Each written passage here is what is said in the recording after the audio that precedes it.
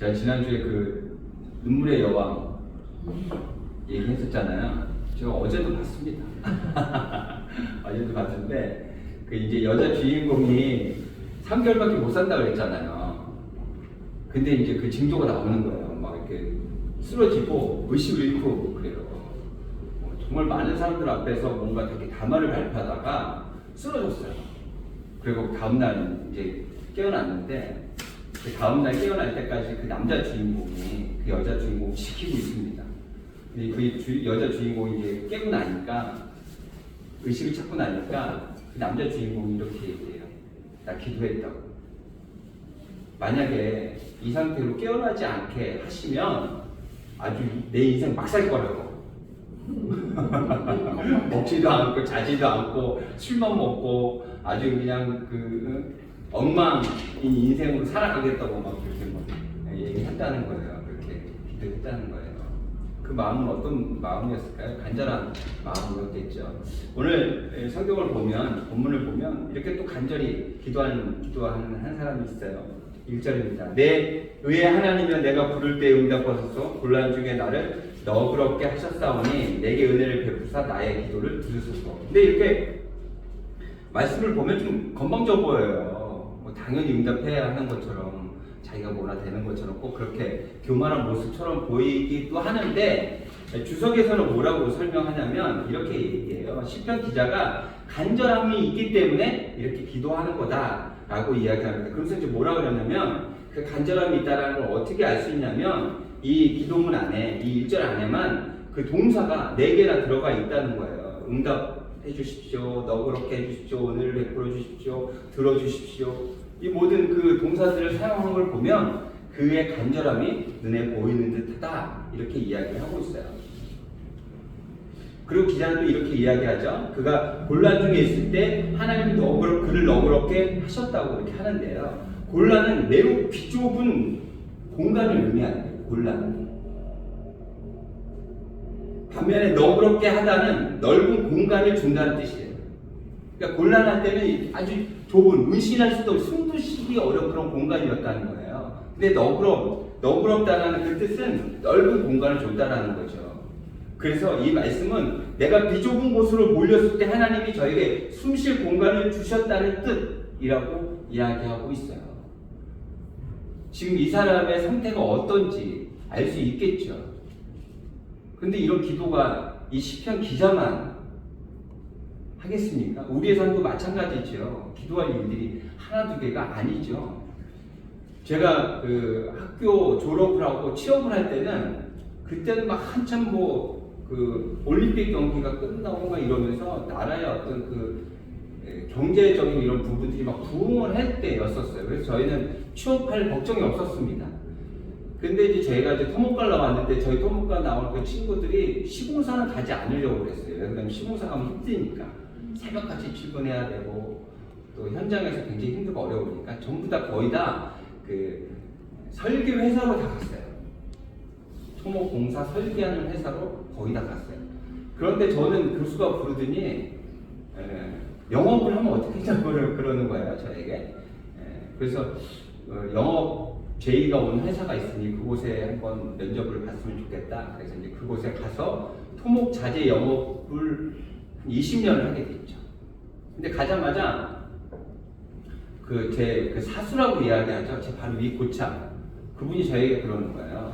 그 건설의 명부를 저에게 이렇게 두꺼운 건설의 명부를 주면서 서울에 있는 건설회사 하루에 3군데, 4군데 이상을 다녀오라는 거예요. 팜플렛 하나 들고 샘플 팜플렛을 들고 가서 사람을 찾아서 만나고 오라는 거예요. 그래서 일단 다 뽑아가지고 가까이에 있는 그런 회사들 이렇게 모아서 하루에 3군데, 4군데 몇 달 동안 다녔죠. 그래서 서울에 있는 대기업, 큰 일군 회사들은 가지 않았던 것이 거의 없었던 것 같아요. 그런데 사람을 만나러 가는 것은 굉장히 힘들고 어렵습니다. 그 사람들이 저를 반기지 않아요. 저는 영업사원이에요. 그러니까 어떻게 보면 그 사람들 입장에서 잡상인이죠, 제가. 근데 그때만 해도 그 들어가고 나가고 하는 게 그렇게 어렵지 않았어요. 제가 그 영업 일을 그만둘 때쯤에는 그 대기업을 들어가면 굉장히 힘들었어요. 그 안에서 문을 열어주지 않으면 들어가지 못했었거든요. 근데 제가 처음 시작할 때만 해도 제가 들어가려고만 하면 들어가는데 전혀 문제가 없었습니다. 그런데 들어가면 그 대기업 그 넓은 그 사무실 안에 정말 많은 사람들이 있잖아요. 제가 가서 그 담당자를 이렇게 물어볼 때 그 많은 사람들이 저를 다 쳐다봅니다. 그래서 그곳에 들어가서 영업을 하고 사람을 만난다라는 것은 굉장히 쉽지 않은 그런 일이에요. 그리고 그 이후에도 제가 이제 영업을 하면서 1년에 제가 그 차를 타면 차 키로수가 거의 한 5만 킬로 정도 다녔던 것 같아요. 그러니까 지금 제가 1년을 이렇게 다니면 한 10,000 킬로 정도 뛰거든요. 10,000 킬로 정도. 그런데 그때 1년에 5만 킬로를 뛰었다고 한다면 굉장히 많은 길들을 다니고 정말 많은 사람들을 만났어요. 그런데 이 사람들에게 제가 거의 한 번도 경기가 좋다, 정말 살만하다 라는 이야기를 들었던 기억이 정말 없어요. 정말 없어요. 항상 사람들을 만날 때마다 경기가 안 좋다, 힘들다, 어렵다 이런 이야기만 들었던 것 같아요. 지금도 마찬가지죠. 제가 처음에 직장 생활할 때에 비하면 지금 정말 윤택해진 그런 세상을 살아가고 있는데도 사람들은 거의 만족하지 못하는 것 같아요. 그리고 만족하기가 너무 어려워요. 나름대로 어려움들이 다 있기 때문에 그렇죠. 이렇게 간절히 기도해야 되는 그 이유가 분명하게 있다라는 것을 우리는 알 수 있어요.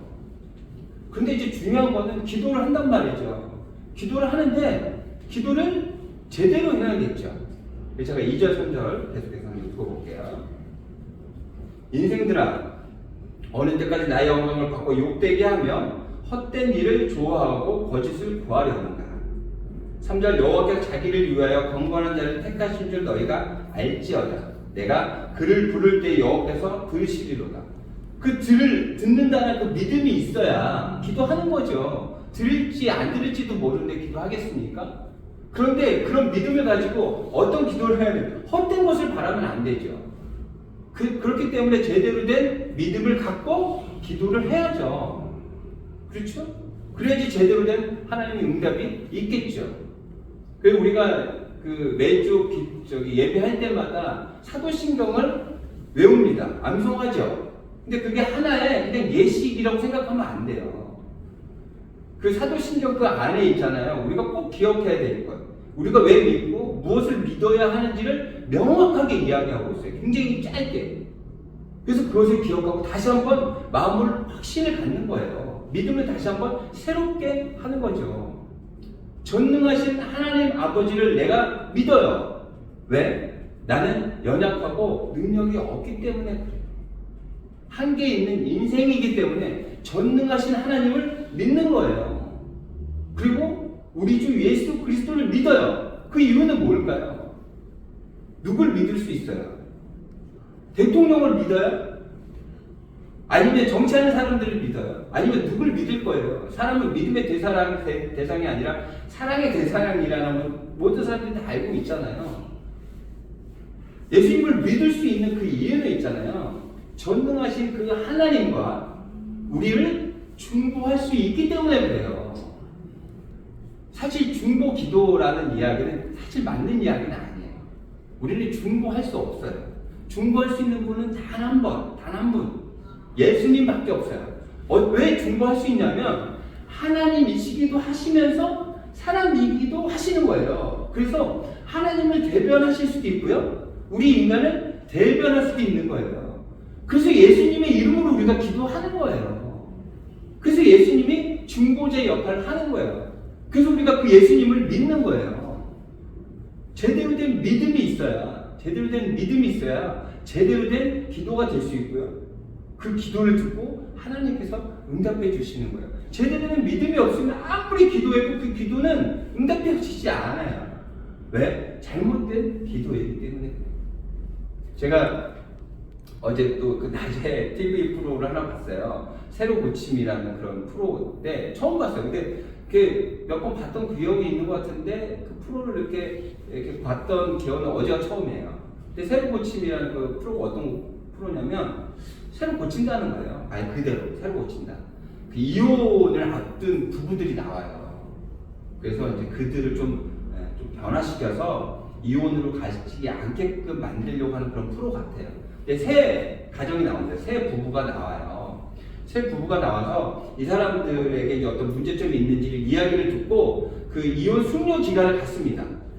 그러니까 캠프를 가져요. 며칠 동안 함께 숙식을 같이 하면서 함께 뭐 상담도 하고 뭐 여러 가지 일들을 통해서 자신들을 돌아보고 상대방들을 돌아보는 그런 시간들을 갖는 거예요. 근데 이제 그 세 가정이 이제 어떠냐면 이런 가정들이에요. 한 가정은 남자가 그 알코올 중독이에요. 그래서 이렇게 보면 평상시에도 손을 이렇게 막 떱니다. 금단 증세라고 하죠. 손을 막 이렇게 떨어요. 굉장히 술을 많이 먹는 그런 사람인 거예요. 보면 그 프로를 처음부터 보진 않아갖고 정확히 다 알 수는 없는데 보니까 그 남자가 그 집에 딱 누워있는 자리가 하나가 딱 있어요. 그래서 그곳에서 앉아서 술 마시고 바로 누워서 TV를 보고 씻지도 않고 계속해서 그렇게 생활을 하는 거예요. 계속해서 술이 취해 있는 거죠. 그러니까 그 아내는 그 남편과 살 수 없다. 이혼하자. 그런데 그 남자는 이혼하지 않으려고 그래요. 자신 그 아내가 없으면 자신이 안 되잖아요. 뭔가 할 수 없잖아요. 그렇기 때문에 이혼하고 싶지 않지만 그 아내는 그런 남편하고 계속 할 수가 없는 거예요. 그래서 이혼하고 싶어 하는 거죠. 그리고 또 한 가정은 그 남자가 아주 잘생기고 굉장히 또 매너도 있어 보이고 괜찮아 보이는데 여자가 이혼하고 싶어요. 그 이유는 남자가 술을 마시잖아요. 그럼 굉장히 과격해져요. 화가 굉장히 많아요. 그래서 막 술을 마시면 막 옆에 있는 막 모든 것들을 막 던집니다. 근데 보니까 싼 것만 던진대요. 비싼 것만 안 던지고. 그러니까 그 사람이 그러는 거야. 자기가 뭐 무의식 중에 한다는 거예요. 무의식이 막 던진다는 거예요. 그랬더니 서장하고 그 친구가 그러는 거예요. 무의식이 아니라는 거죠. 봤더니 비싼 건 안 던진다는 거예요. 무의식으로 던지면 비싼 것도 던질 텐데 무의식이 아니라는 거죠. 그러니까 화를 많이 낸다는 거예요. 그러니까 이 아내는 그런 남편하고 살 수가 없는 거예요. 불안하니까. 근데 그렇게 막 성질내는 걸 이렇게 보다가도 어느 순간에 그 얼굴을 보면 그 잘생겼다는 그 생각이 들어서 또 그 마음에 또 흔들림이 있다는 거 하여튼 이게 장점이 있고 단점이 있고 하죠. 근데 단점이 너무 크니까 그 장점 때문만 가지고는 장점만 가지고는 살아갈 수 없다. 그래서 그 여자분이 또 이혼을 하길 바래요. 또 한 가정은 있는데 또 어떤 가정이냐면 이런 가정이에요. 여자분이 다단계를 해요. 다단계를 하는데 남자는 아주 열심히 사업을 하다 좀 사업이 어려워져서 그 일용직, 저처럼 이제 일용직을 하는 거예요. 근데 새벽부터 저희 일용직은요 아주 일찍 나갑니다. 저는 아침에 그렇게 사람들이 일찍 다니는 거를 저는 몰랐어요. 이 일을 하고 알았어요. 지하철 첫차를 타고 가려고 저는 당연히 아침에 그 앉아갈 수 있겠거니 하고 갔었거든요. 앉을 수 없어요. 얼마나 많은 사람들이 그 아침부터 열심히 일하는지 그 아침에 일어나 보지 않으면 모른다니까요. 그 남편도 새벽같이 일어나가지고 그렇게 움직이는 모습을 보여요. 근데 이 여자는 다단계를 하고 있죠. 남자가 그것을 하지 말라고 하지만 여자는 그것을 놓지 못해요. 그 남자는 이혼하고 싶어하는 그 마음이 그 여자의 다단계 때문이라고 이야기합니다. 다단계만 그만두면 다시 살겠다라고 얘기하지만 여자는 그 다단계를 놓지 못해요. 그러면서 이제 어떤 이야기를 하는데 이런 이야기를 합니다. 그 여자분이 어느 기업보다 자신의 그 기업이 더 견실하고 튼튼한 업체로 알고 있다 이렇게 얘기를 하는 거예요. 근데 그 업체를 얘기는 안 하지만 입모양을 보니까 삼성 같아요. 삼성이면 세계적으로 최고의 기업이에요. 근데 자신이 하고 있는 그 다단계 업체가 그 삼성보다도 더 좋은 업체로 알고 있는 거예요. 그렇게 이야기를 했다는 거예요. 그리고 이 여자분은 그렇게 믿고 싶은 거예요. 이걸 뭐라고 그러냐면 확증 편향이라고 해요. 자신이 믿고 싶은 대로 자신이 그 안에 돈을 투자했거든요. 그래서 거기서 이익을 어떻게든지 봐야 돼요. 그래서 이 업체는 삼성보다 좋은 업체가 분명히 아니겠죠. 삼성보다 좋은 업체는 우리나라는 뭐 더 어떤 다른 쪽으로 좋은 점은 있겠지만 뭐 견실하다거나 튼튼하다거나 어떤 규모로 봤을 때 삼성보다 더 큰 규모의 그런 업체는 없거든요. 근데 자신의 그 이익 때문에 자신이 생각하는 것들을 이루어야 되기 때문에 그 확증 편향을 가지고 이 기업이 그 삼성보다도 더 좋은 기업으로 알고 있어요. 이것도 하나의 믿음이거든요. 이런 잘못된 믿음을 가져서는 안 돼요. 기도를 할 때 제대로 된 기도를 하기 위해서는요, 하나님을 제대로 알아야 하는 거예요. 그래서 우리가 사도신경을 신앙 고백하잖아요. 그 이유는요, 다시 한번 각성하고 다시 한번 기억하는 거예요. 하나님이 어떤 분이신지, 예수님이 어떤 분이신지, 우리가 무엇을 믿어야 하는지, 우리가 무엇을 붙들어야 하는지를 다시 한번 깨달아 알아야 하는 거예요. 그 사도신경 그걸 외우는 것을 그냥 하나 주문처럼 외워서는 안 되고요. 그 단어 하나하나를 좀 다시 한번 기억하고, 그런 분이시지. 예수님께서 우리를 위해서 그렇게 죽으셨지. 예수님께서 중보자이시지. 그래서 우리를 중보해 주시지. 그래서 우리가 예수님을 믿는 것이지 하는 것들을 다시 한번 기억하는 우리가 되어야 하는 것입니다. 그런 믿음을 가지고 제대로 된 기도를 하게 될 때 하나님께서 그 기도에 응답을 해주신다. 되도 안 되는, 말도 안 되는, 하나님 저 요것만 주시면 제가 하나님 더 잘 섬길게요. 하나님 요것만 하나만 더 주시면, 하나님 내가 이거 하나만 더 넘어가면, 하나님 내가 조금만 더 한 단계 더 위치가 좀 올라가면 하나님 제가 하나님께서 바라시는 일들을 할게요. 근데 하나님께서 그런 것들을 이루어 주실까요? 그것들을 통해서 그의 삶이 변할 거라는 것을 하나님은 알고 계세요. 변하지 않을 거다라는 걸 알고 계세요. 그렇기 때문에 하나님께서 그 기도의 제목을 응답해 주지 않으시는 거예요. 이렇게 살아야 되는 그 이유에 대해서 명확하게 기자는 7절, 8절에서 이야기합니다. 7절입니다. 주께서 내 마음에 두신 기쁨은 그들의 곡식과 새 포도주가 풍성할 때보다 더 하니이다. 8절 내가 평안히 듣고 자기도 하리니 나를 안전하게 살게 하시는 이는 오직 여호와이시니라. 곡식과 새 포도주가 풍성할 때 그때 안전을 보장받고 기쁨과 감사로 살아갈 수 있는 게 아니에요. 주께서 내 마음에 두신 기쁨은 그 곡식과 포도주가 풍성할 때 누리는 게 아니고 오직 여호와와 함께 하시고 온전한 믿음으로 나아가게 될 때 살아갈 수 있다는 것을 이야기하고 있는 거예요. 그것을 온 몸으로 깨닫는 한 사람이 있거든요. 그 사람이 누구냐면 혈루병 앓던 여자예요. 그 말씀을 보면 그분이 꽤나 많은 어떤 재산을 갖고 있었던 분 같아요.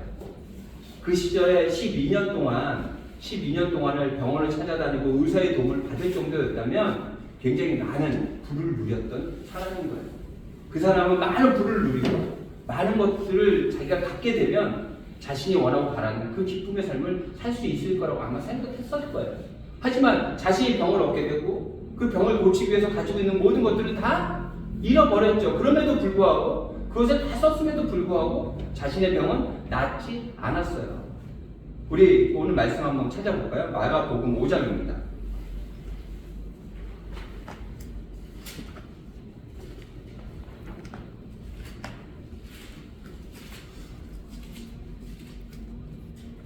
(5장) 25절이에요.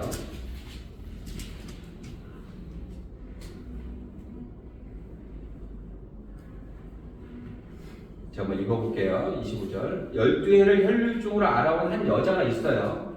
12년 동안 아팠던 거예요. 12년 동안 아팠어요.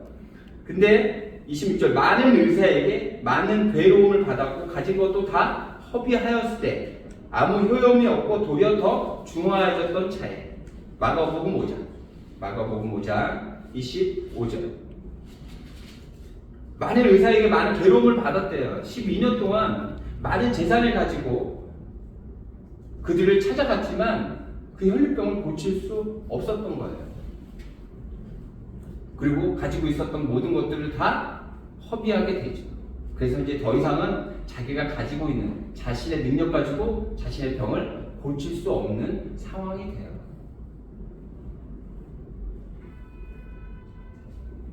그런데 예수님의 소문을 이 여자가 듣게 됩니다.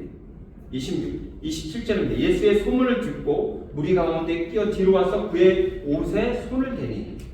28절. 이는 내가 그의 옷에만 손을 대어도 구원을 받으리라 생각함이라. 29절. 이에 그의 혈류 근원이 곧 마름에 병이 나은지를 몸에 깨달으리라. 자신이 더 많은 것들을 가지고 그 많은 것들을 사용하게 되면 그런 부분들을 누리고 살아가게 되면 자신에게 닥쳐오는 어렵고 힘든 일들을 다 이겨낼 수 있을 거라고 아마 생각했던 것 같아요. 우리도 더 많은 것들을 갖기 위하고 더 많은 것들을 얻기 위해서 정말 애쓰고 살아가잖아요. 그 이유는 뭐예요? 더 많은 것들을 갖게 됐을 때 나의 미래에 도움이 될 거다라는 확신이 있는 거죠. 이번에 그 선거가 있었죠. 그렇죠? 그런데 그분들이 그렇게 애를 써서 국회의원이 되려고 하잖아요. 근데 국회의원이 평생 국회의원을 하는 겁니까?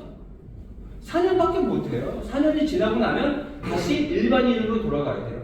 다시 그때 또 선거를 치르고 또 다시 국회의원이 될지 안 될지 모르지만 만약에 되지 않는다면 그냥 일반 사람으로 돌아가게 되는 거예요. 국회의원이 한 번 됐다고 해가지고요 자신의 인생이 완전하게 변화되는 건 아니에요. 국회의원이 됐다고 해서 자신에게 오는 그런 힘들고 어려운 일들을 다 이겨낼 수 없어요.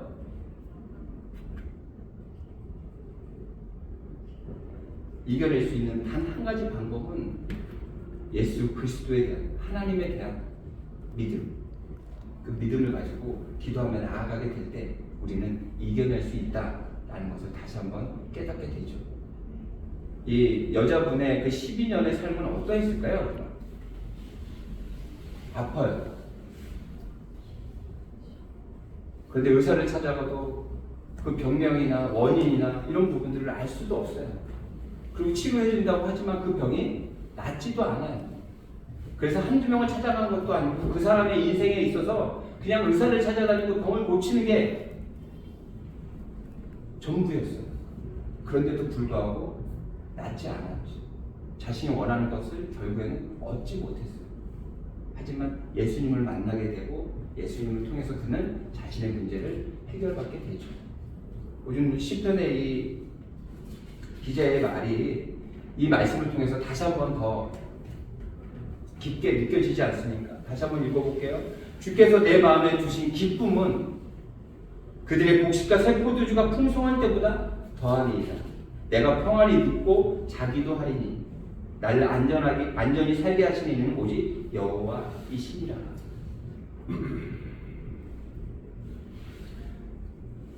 평안히 눕고 평안히 자는 것만 해도 인생의 큰 기쁨이 될 수 있습니다. 하지만 우리는 항상 불안한 인생을 살아가죠. 오늘은 어떻게 버텼는데 내일은 어떻게 되지? 하나님이 함께 하셔요. 하나님이 준비하고 계셔요. 하나님을 완전하게 온전하게 믿고 바르게 기도하며 내일을 준비하게 될 때 우리는 그 모든 것들을 다 이겨낼 수 있는 거예요. 내일을 걱정하며 근심하며 오늘 제대로 잠을 자지 못할 때 내일도 그것에 대한 영향을 받게 되고 원하고 바라는 것들을 이룰 수 없는 그런 인생이 될 수밖에 없어요. 하지만 하나님께서 나와 함께 하시고 나의 내일을 책임져 주시고 내가 걱정 근심하는 그 모든 것들도 하나님께서 예배하고 계심을 믿고 나아가게 될 때 편안한 잠을 자게 되고 또 믿음으로 기도하게 되고 그러면 그 순간순간을 하나님과 동행하고 이겨내는 우리가 될 수 있습니다. 이렇게 이겨내신 여러분 또 이겨내는 우리 다샘교회가 되시기를 바랍니다.